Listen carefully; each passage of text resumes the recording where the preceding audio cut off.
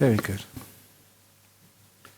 So now, if you like to get yourself comfortable, those on the outside want to come in, those on the inside want to go out. I always say, as long as more people come in than go out, I'm happy. If everyone goes out, I'm in big trouble. You can get a bit closer over there, it's just a long way away. It's only a line there just for the camera. On the sides you can come close. And you maybe come a bit closer because there's people trying to get into the door. It's a bit squashed there.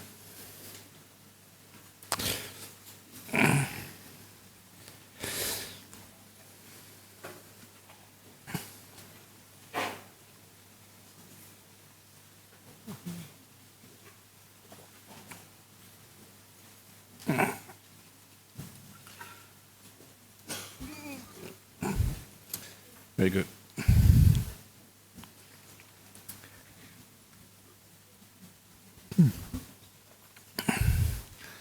Okay, very good. This evening I'm a bit tired again because I only flew in from Taiwan late last night and got back to my monastery early this morning. And so I've been telling people that tomorrow morning I'm going to Melbourne to help with their Wesak celebrations. So people ask me why I'm flying around so much, but I'm just following a new Western Australian tradition. I'm a FIFO monk. Yes, you know that, fly in, fly out. I just have to fly into this place and fly out again somewhere else. But since last Friday and last weekend, where I went to was to Taiwan to visit a Buddhist charity organisation, called Tzu Chi Foundation, just to see how they do things. I was interested in going there because so many people say, well, the religion of Buddhism, we teach meditation, we ask people to keep precepts, we build monasteries and stuff, but what about some of the other stuff which religious organisations are usually well known for, the relief organisations, looking after places which have disasters and other such places.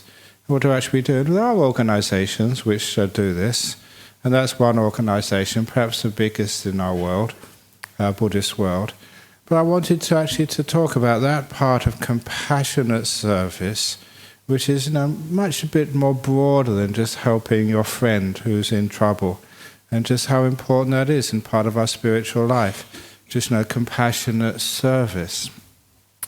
And every religion, not even religion, atheists, most human beings, they see the need to help other people less fortunate who are suffering either through their own bad behaviour or because of things they weren't any control over, through natural disasters. We want to try and help out people.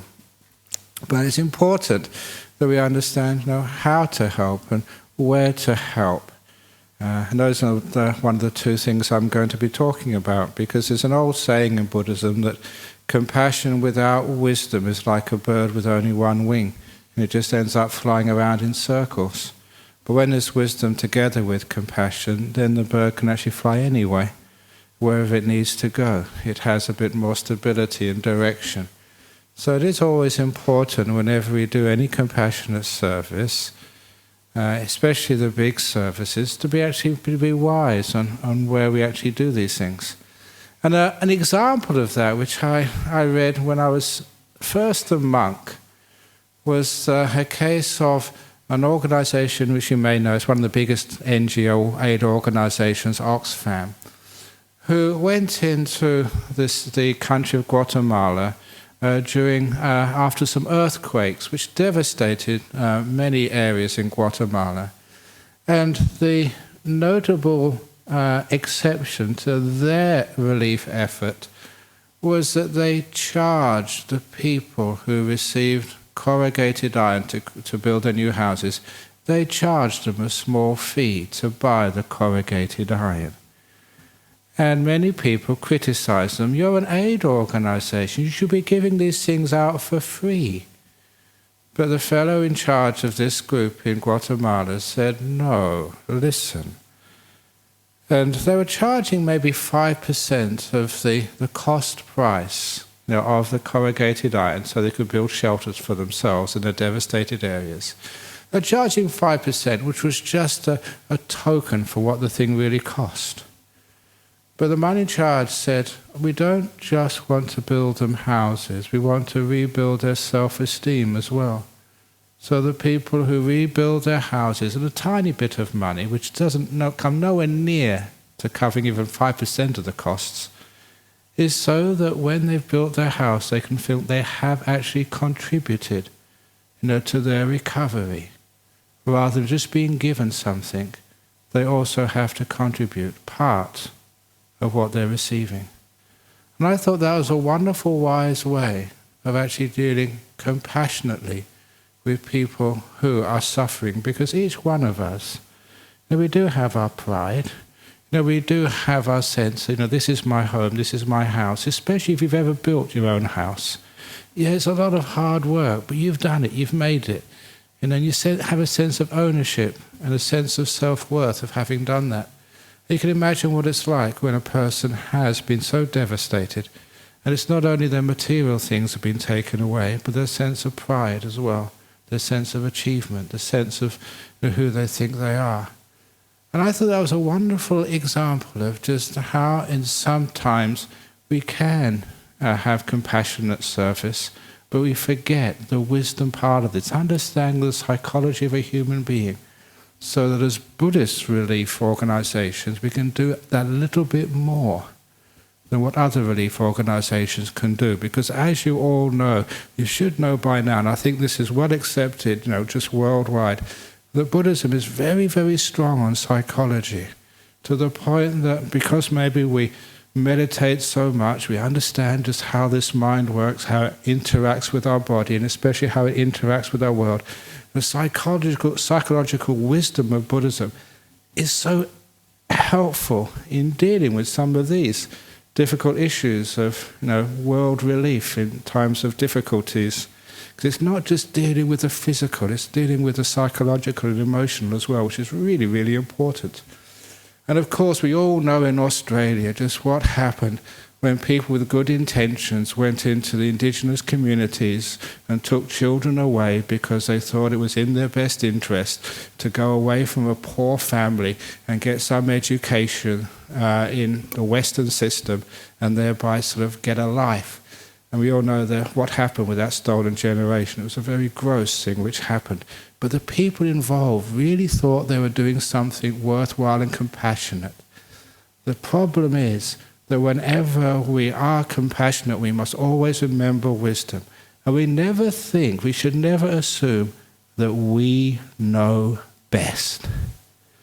That's one of the biggest problems with compassion. I know best, you do this. Without any regard to the people involved, their situation, their needs, even their culture. One of the examples which I love quoting on this, which shocked me, it was an article I read in a magazine. I think I was waiting for a dentist appointment or something. That's one of the nice things about going to the dentist. You have time to read interesting articles. But on this particular article, it was a story of a boy who had been born deaf. And his parents, he was about 7 or 8, 9 years of age or something, and his parents had just taken him to the GP for, a regular checkup.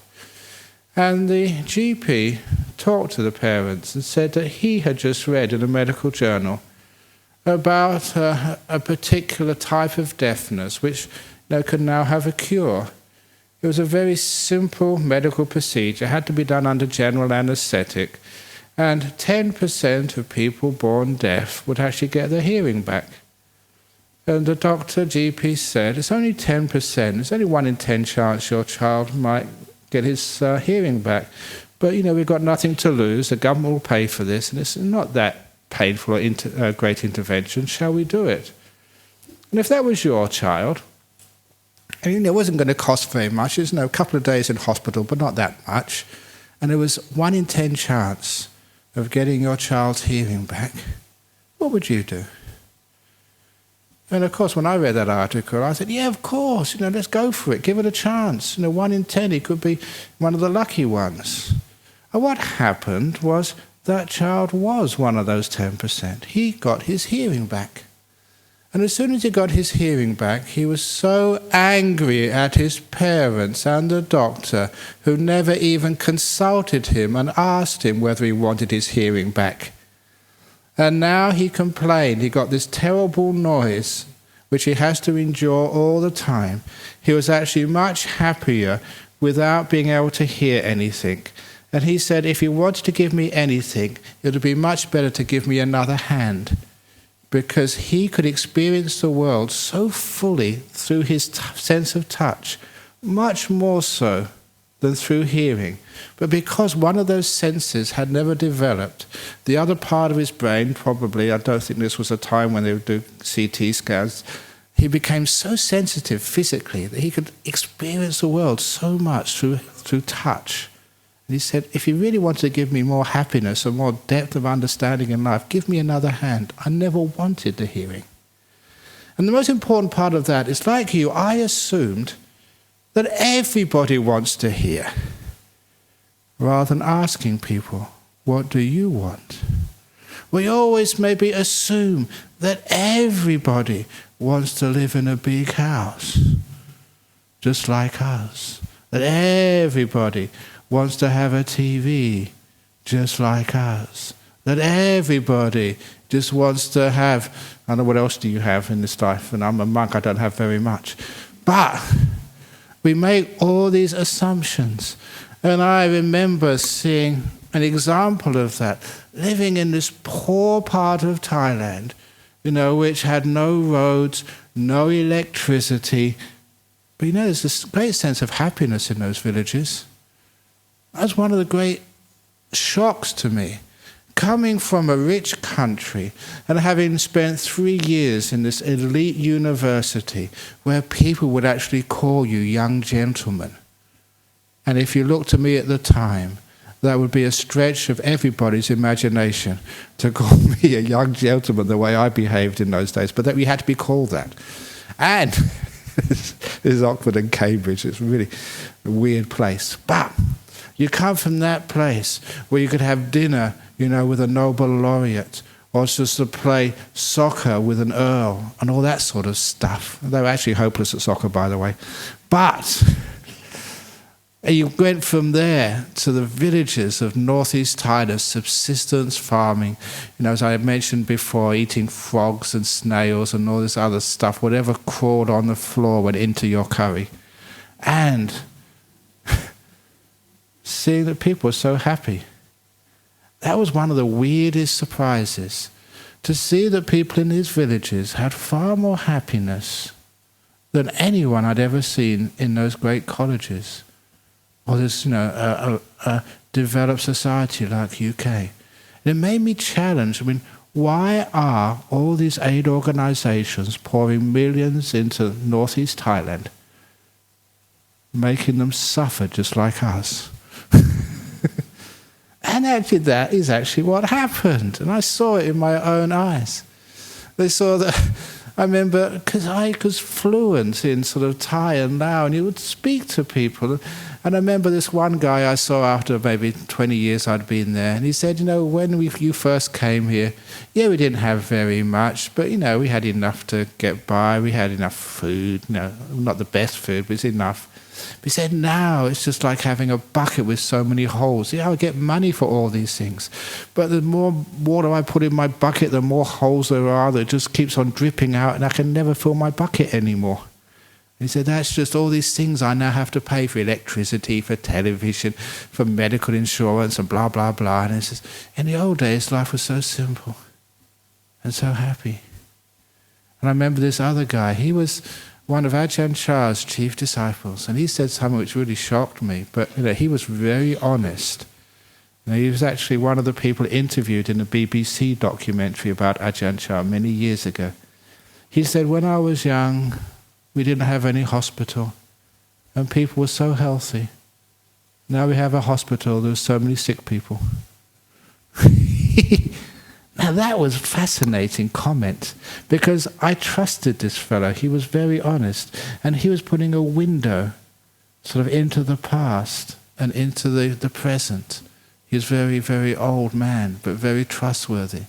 He was one of these guys. He first went to see Ajahn. Oh, no, so that's another guy. I'm getting it mixed up.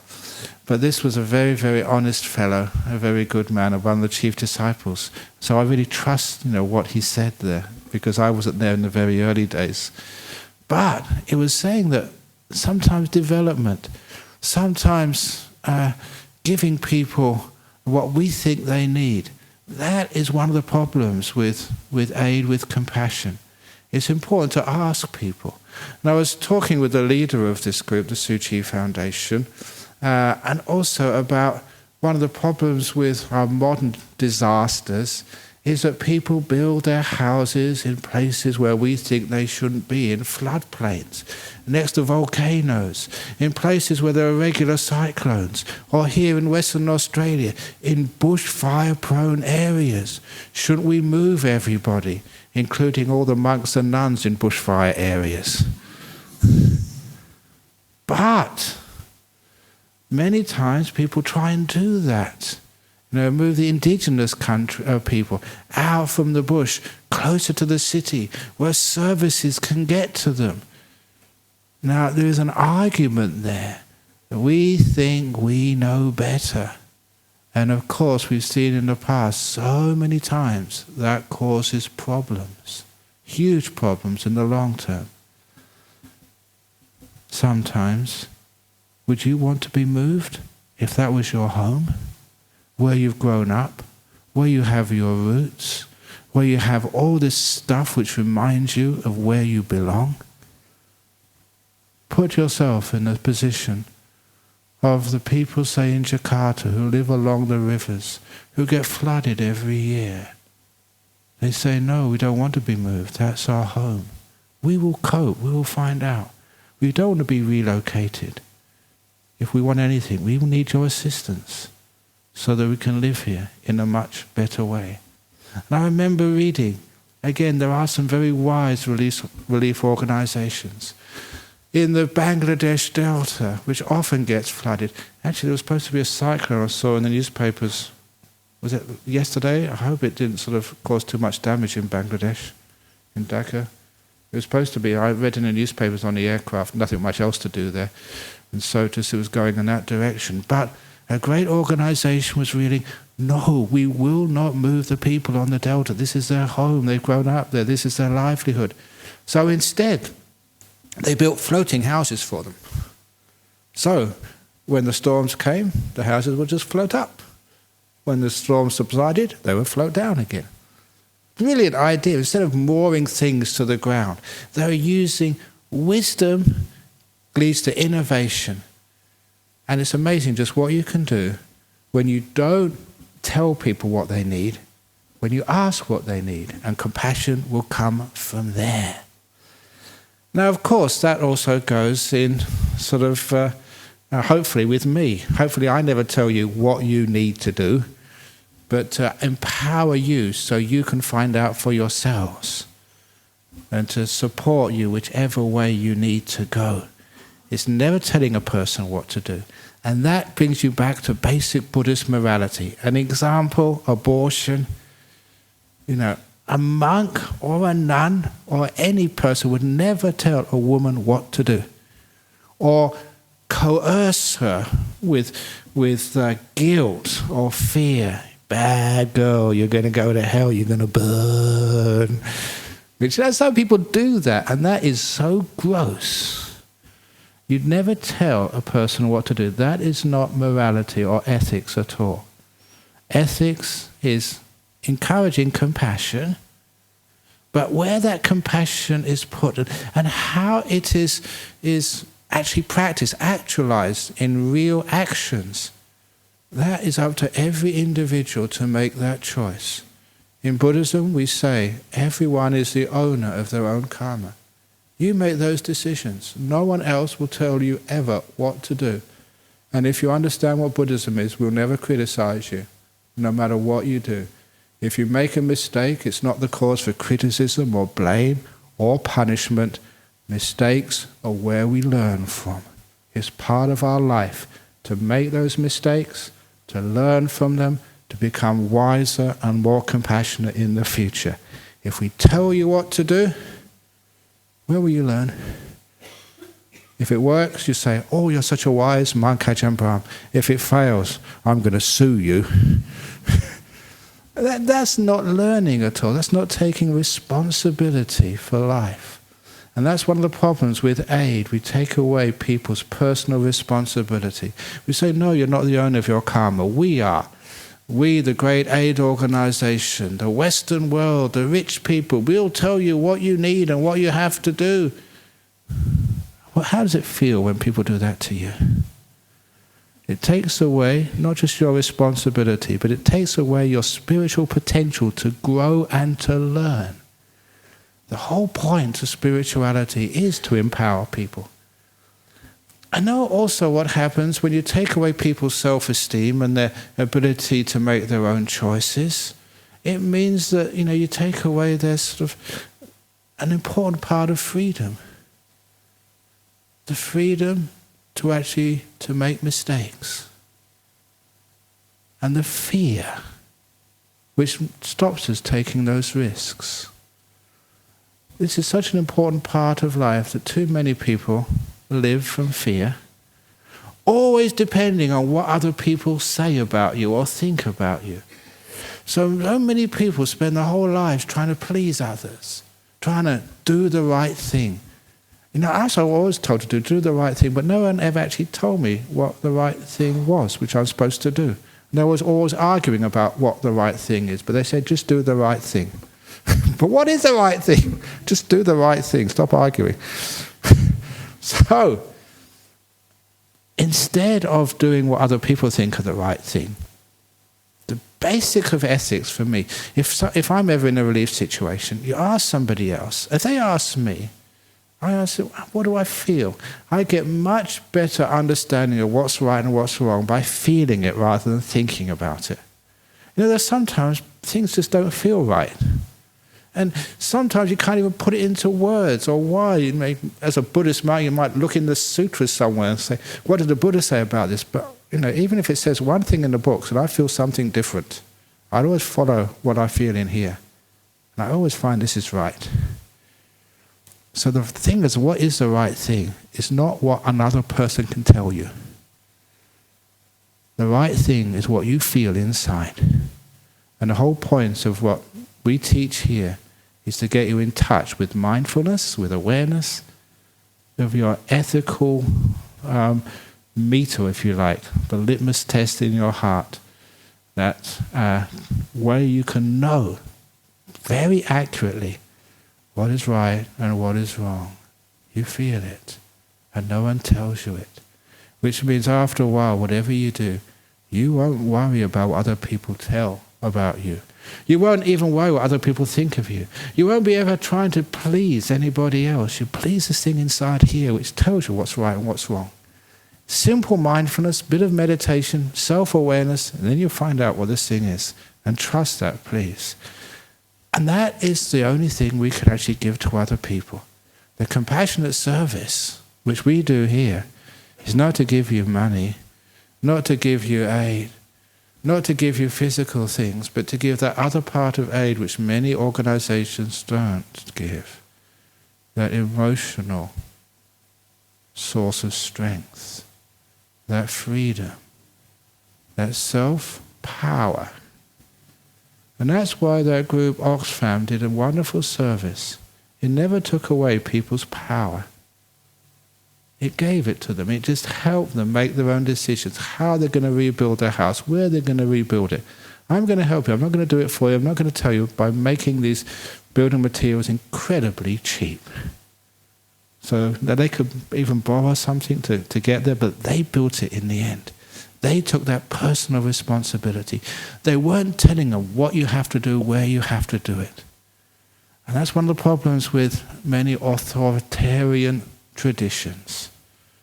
Even I visited one Taiwanese school. It was the Asian tradition. And when I went there to this big school in Taiwan, I thought it was a holiday or they had some sort of day off school. Because when I went in there, there wasn't a sound to be heard. Even cemeteries are louder than that school.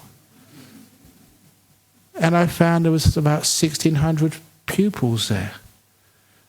You can never go into a school in Australia that's quiet. They're always noisy, they're always alive.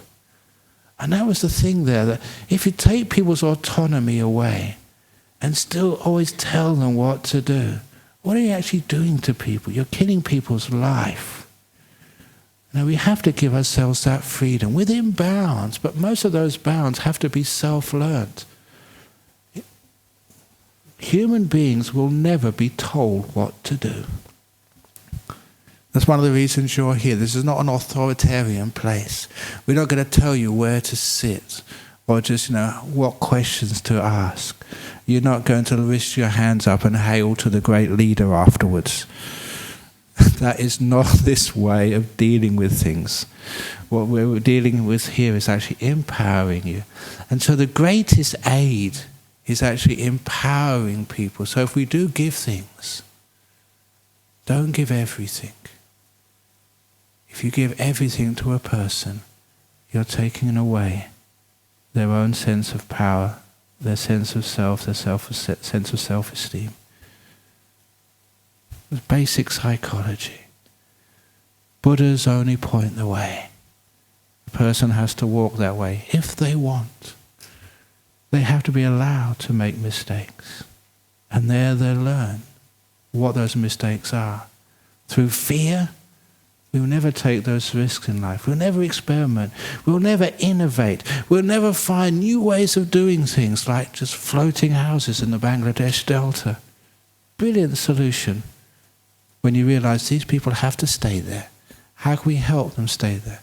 How can we help them do what they want to do?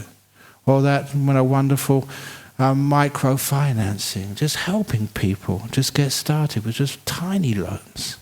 But they have to pay them back. It's not a gift, it's a loan. That's why even with your kids, please do not give them inheritance. If you do, what do kids do with your money? They get lazy. They just spend the money.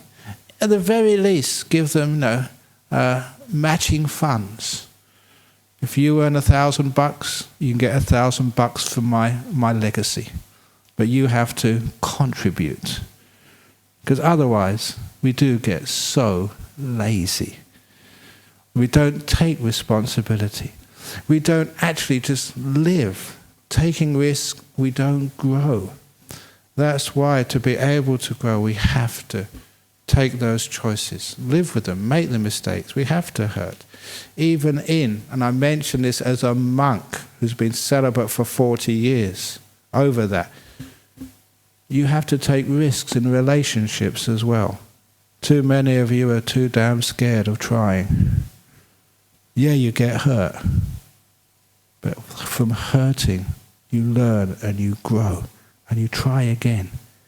And you become wiser as a result. I hope.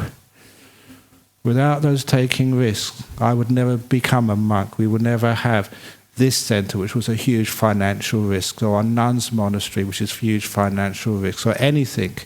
We do take those risks out of this incredible trust. That goodness, you can make a mistake. You can try, keep going. Yeah, you'll fall down many times.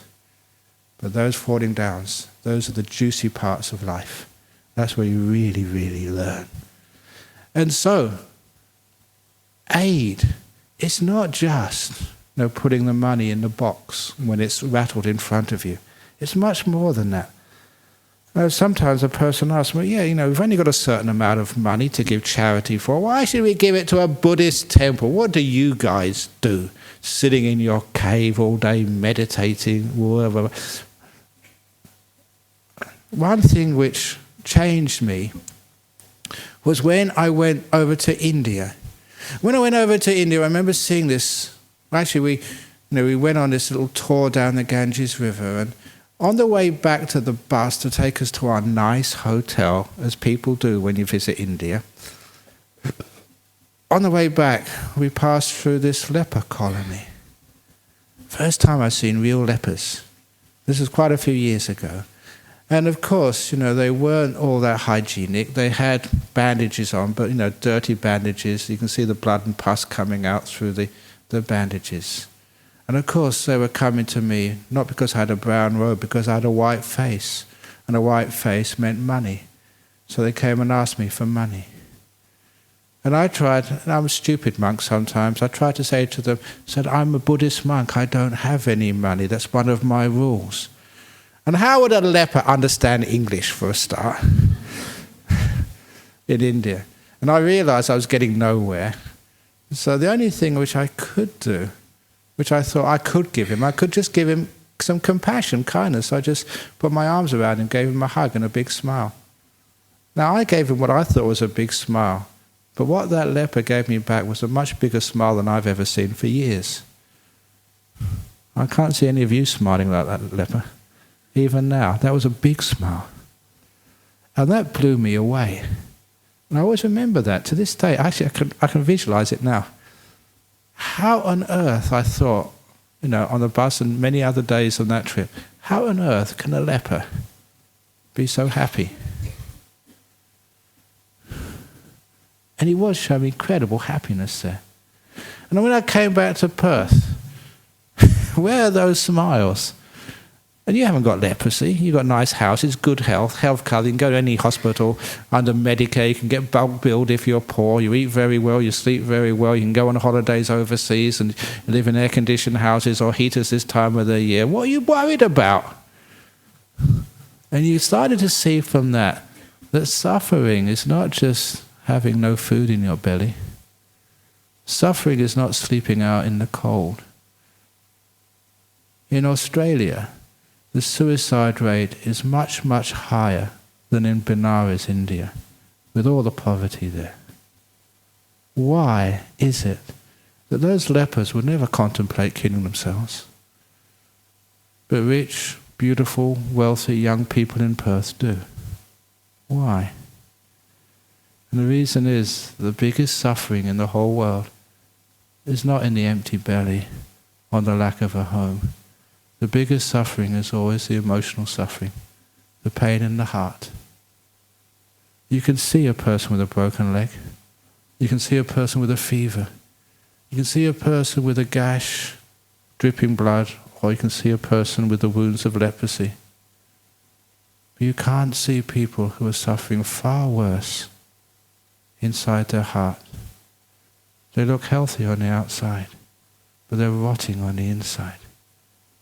It's the pain which you cannot see, the pain inside. And I say that's something which we can help with. This is not a Mara hospital for the wounded hearts. And it's true, people do come to this place. They learn a different way of looking at life. They change attitudes, they do a bit of meditation, and they find that pain inside the heart, which hospitals cannot see, let alone treat, can be treated in places like this. This is why many of you come here. Why many people, well, it's even just coming back last night, 11 o'clock I think, through Perth Airport. Just after, those of you who do travel like me, as soon as you sort of go through the immigration, they check your card to see whether you go straight through the customs or you have to get things x-rayed and stuff. And the lady who sort of checked me said, "Have you written any books?" I said, "Yeah, I wrote in this book, Open the Door of Your Heart." "You wrote Opening the Door of Your Heart? That's my favourite book. I bought 3 extra copies to give to my friends. It's so wonderful. You're such a great man. Go through."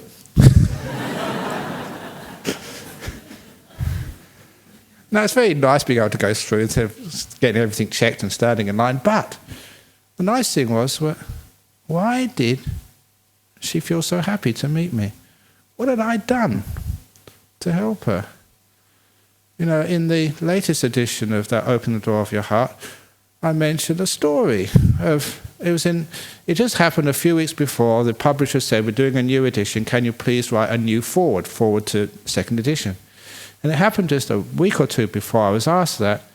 A woman came to Bodhinyana Monastery from Bern in Switzerland.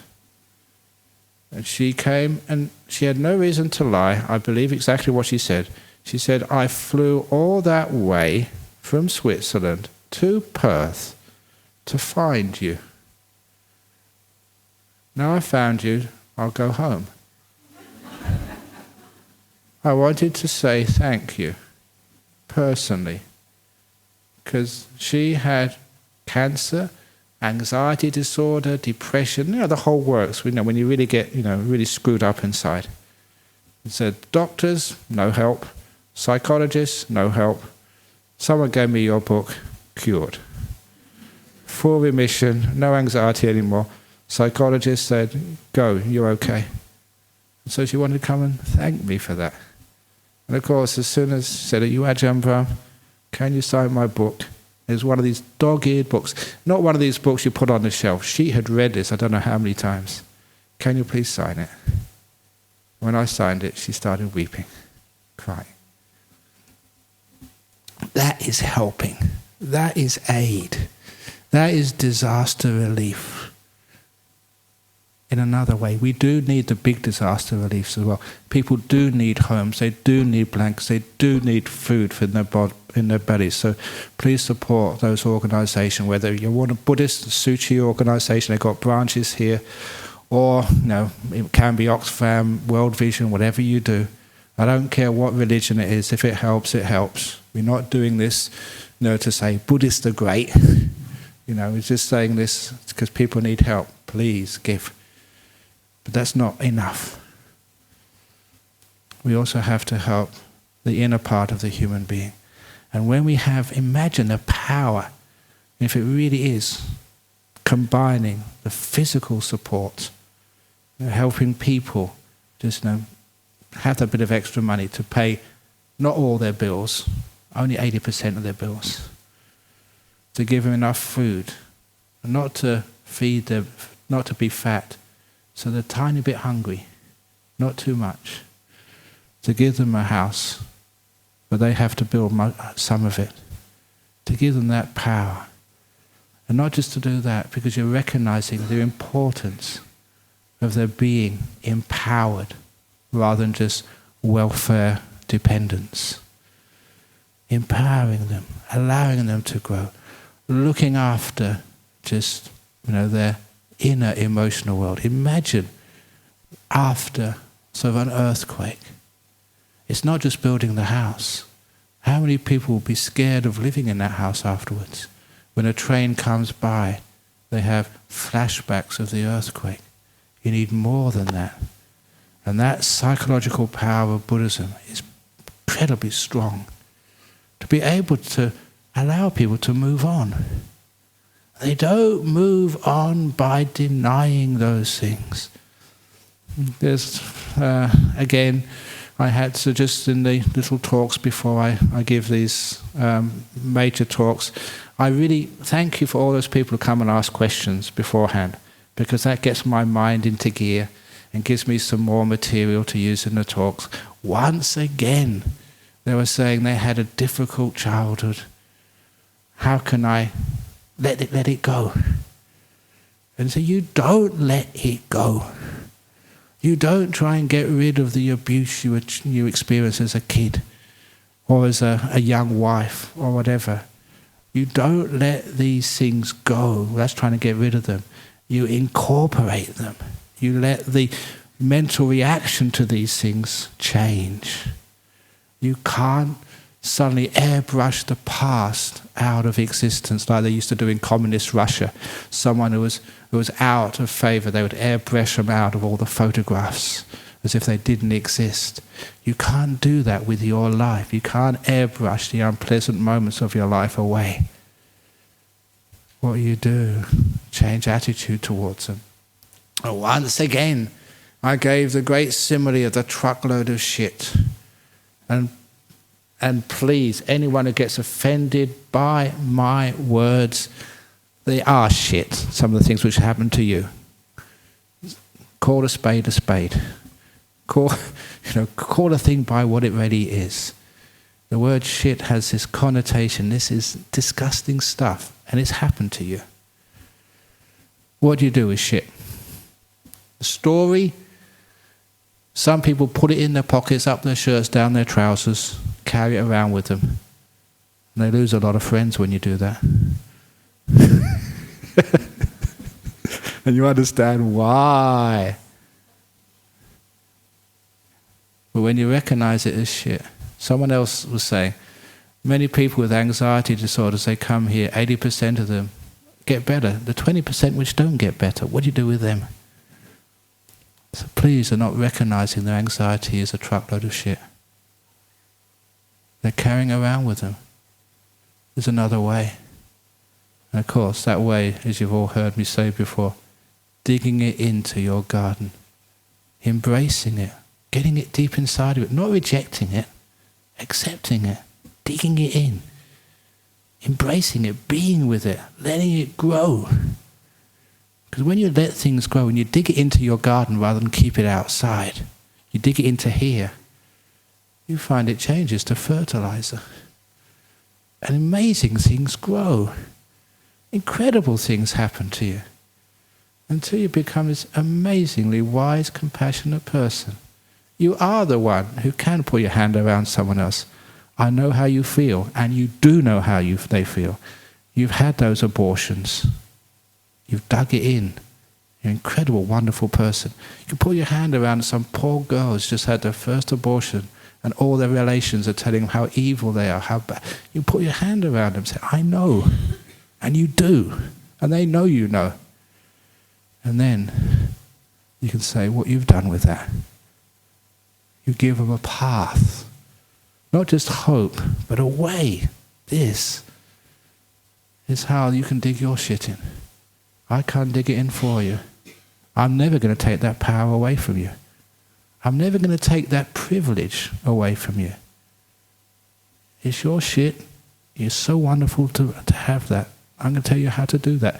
Soon you will know what I know. What a great thing that was that happened to me. Without that, I would not be who I was. Without surviving that terrible earthquake. Without being part of that tsunami. Without being in that bushfire. I would never be who I am today. Thank you. Now you get some understanding of the meaning of life.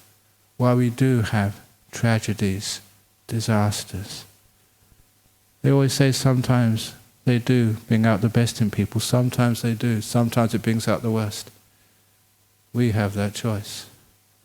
That's the only choice we have. We don't have the choice to have a world without disasters. We don't have a choice to have a world without these terrible calamities which happen, man-made, woman-made, or just nature-made. It's part of our life. Where we do have the choice is whether to dig them in or try and keep them out. Digging them in is the way forward, through and out. Rejecting them, keeping them in our pockets rather than digging them in our hearts. Look what happened to me. I'm so unlucky. Dig it in. You're fortunate. And then you know what real disaster relief is. Combining both. I'm not saying you can just go to a person without a house, without food in their belly, whose kids need hospital treatment, and just say, okay, just dig it in, okay? See you tomorrow. You do need the physical stuff as well. But you do the emotional stuff as well. You combine those two together, you've got some powerful aid going on in our world. What a wonderful thing that is. Asking people what they need. Not trying to get rid of their pain. Telling them to dig it in. Not taking things away from people. This is your life, your experience. This is what makes you. It's so valuable. Everything that every human being has been through. And I really mean everything. That's a really tough word to say, everything. Because what some people have been through is disgusting. You've been through it. You can dig that in, anything. And it's amazing what you can make of yourself. You can be this beautiful garden.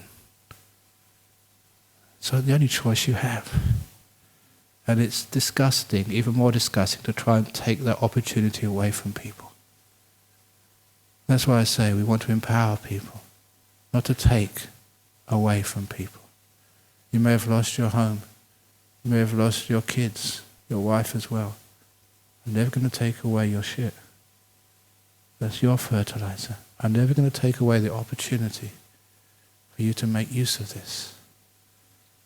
I'm going to help, but empower, not take away. You've lost enough already. I'm not going to take away your heart. Then you know what real aid truly is.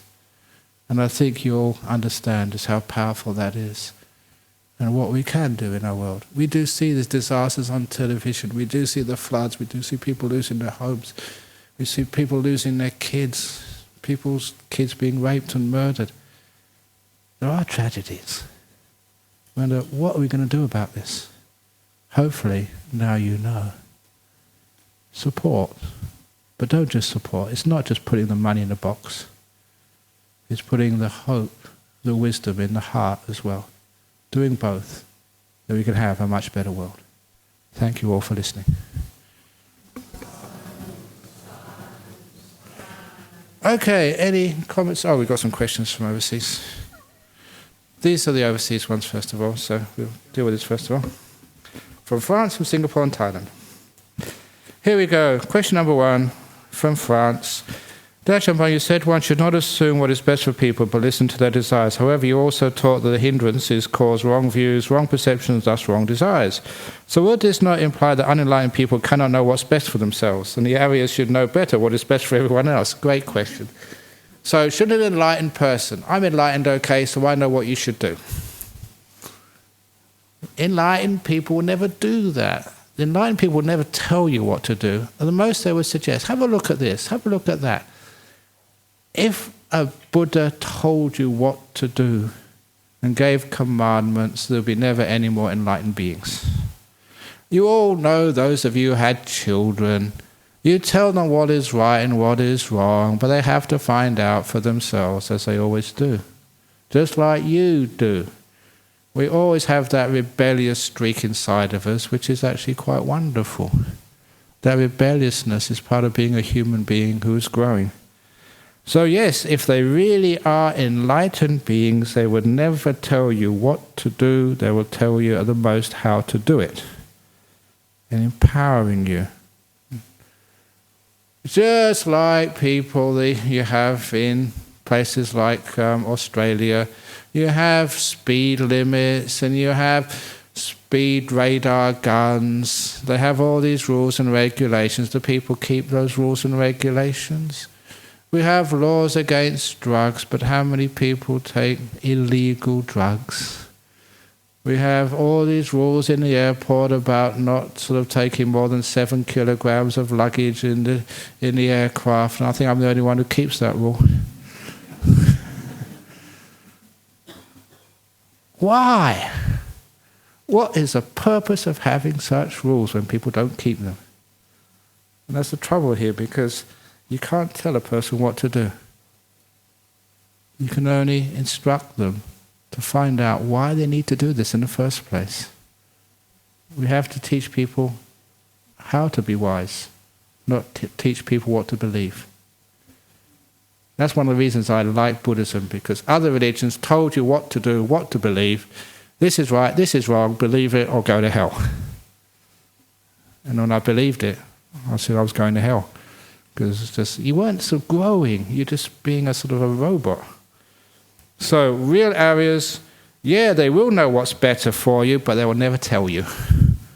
They say, you find out for yourself, just like everyone else has to do. Empowering you, not telling you what to believe, but how to find out. That is why it's one of those stories of this was one of my friends a long time ago over in England. A Buddhist English family, Caucasians, had their first child, and they asked him, how should we bring up our child? Should we teach him to be a Buddhist? Or should we teach him no religion? Or should we teach him every religion? We're confused. I don't want to brainwash my kid, because I was brainwashed. And I want to, how do you bring up a child to have a good ethical foundation? And a monk gave this very brilliant advice, which I've repeated to other people. Bring up your child to be 1, honest, and 2, questioning. And if you encourage that in your child, honesty, it means that they will never deceive themselves believing something which is ridiculous. Truth will be so important to them that even religious statements, they will check out. If it doesn't make sense, doesn't matter who said it, they'd reject it. Honesty will be one of the greatest filters of truth for misinformation. And secondly, questioning will always be challenging, until they found out, once they've questioned and challenged, what's left from all that questioning and challenging, which they can honestly believe in. That will be the truth. And that would be the best way to encourage a child's religious or spiritual development, as it is yours as well. Please always question and be honest. If you don't agree with it, say so. Don't believe it just because I say so. Don't believe it if everyone else in the world except you says so. No, don't believe it. Be honest with yourself though. If it really is true, you feel it's true, even if it goes against your beliefs, if it feels true and it is true, change your beliefs. Never bend the facts to fit your faith. Bend your faith to fit the facts. That's honesty. So that way, that is how good teachers teach. They don't teach you what to believe. They teach you to be honest and also to question until you actually can feel this is stillness, this is love, this is compassion. You feel that, and it is true. Hopefully that answers that question, sort of. Question 2 from Singapore. I have a friend who is using soft drugs. Soft, it means they're nice and fluffy and just soft. Okay, I know what you mean.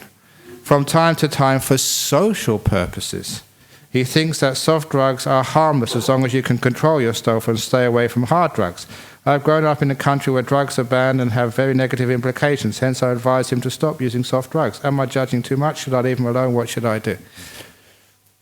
This is a problem, that people feel they're in power, in control. And they are not. That's a sense of conceit. I'm in control. I know what I'm doing. I can drink. Just a drink here and there. I'm not really drunk. I can control my car when I'm driving home. I don't know how many people have killed themselves that way. Even worse, killed other people. They think they can drive, and they're drunk. They think they are coping with the drugs, and they aren't. Unfortunately, that in my life I've known too many people who've said exactly the same as this Singapore person's friend says. And I've seen them just not being in control at all. One of my best friends at school, he also went to Cambridge with me, studying medicine. Imagine getting a place in Cambridge University to study medicine. What a great start in life. Started taking marijuana. You don't control yourself. You're lost. And eventually heroin. Became an addict, got kicked out of university from stealing from the medical supplies at the med school. And the last time I saw him, he was mowing people's lawns, just trying to get by. A brilliant man. And he was one of my friends. When I was a young monk, so in Thailand, my other friend said that, that even though he was our friend, whenever he'd go to our houses, he would steal. He couldn't help himself for his habit. And the poor guy lost his life. I don't mean his physical life, his emotional happiness. Because soft drug just turned to hard drugs so seamlessly. And I've seen that with too many other kids here in Perth as well. Beautiful kids I've known who actually got into these drugs. So that is the myth. That just I'm in control. This is the whole purpose of those drugs. They take away your control. They take away your mindfulness. You're very dangerous killer. You don't know what you're doing. That's why it's fun. You don't feel a sense of responsibility. But it does take away too much. That's why it's against precepts. I was so fortunate. I got into Buddhism as a school kid. If I hadn't, I'd have got into that drug way. It was just peer pressure. Because I was a Buddhist, I could say, no, I didn't want to do this. I actually had that sense of responsibility. I didn't care what my peers said. Actually, most peers, they admired me for taking a stand. They thought, you're a strong person. I never criticize other people, but I don't want to do it, so I don't care what you say about me, I'm not doing it. And you had respect from your friends. So, you're not judging, but the person doing this is being stupid. They are not in control, they will not be in control. It will bring them down. Last question. What is a skillful way to inform foreigners not to expect us to be or do what they consider good and be critical of what we are? And this is a person from Thailand. Like, for example, prostitution in Thailand. Is that good or bad? I don't know. I've never been to a prostitute. And that's honest. When I was young, I never did that. I had girlfriends. Couldn't afford it, basically. Very poor. But one thing that, a lot of the criticism of prostitutes comes from guys, and mostly it's the guys who use the prostitutes in the first place. So what about girls? I don't think boys should ever judge. And sometimes you've got to know a couple of people who have been in that industry and talk to them and just wonder why they're doing it, what they're doing. It's so easy to judge without knowing what you're talking about at all. So I try not to be judgmental. What obviously seems to be very, very evil is the sex trade, when people are asked to do things against their will, coercion. Now that really is terrible. Should never be allowed. But even actually selling your body for sex, I don't know. Doesn't sound good to me, but I don't know. That's why please don't be so judgmental. Sometimes people are doing this in Thailand voluntarily to help their parents the only way they can. When that happens, you talk and say, what are you doing this for? Why? So well, it's the least of two bad choices. You don't put them down or criticize them and call them evil people. One of the things I was very inspired by, that in Thailand, the red light district, and I think it's all over the place these days, when I was young, was Pat Pong Road in Thailand. And I couldn't believe it. I'd just been a month for about 3 or 4 months, and I heard that in Pat Pong Road, once a year they invite the monks in for lunch. Nothing else, just lunch.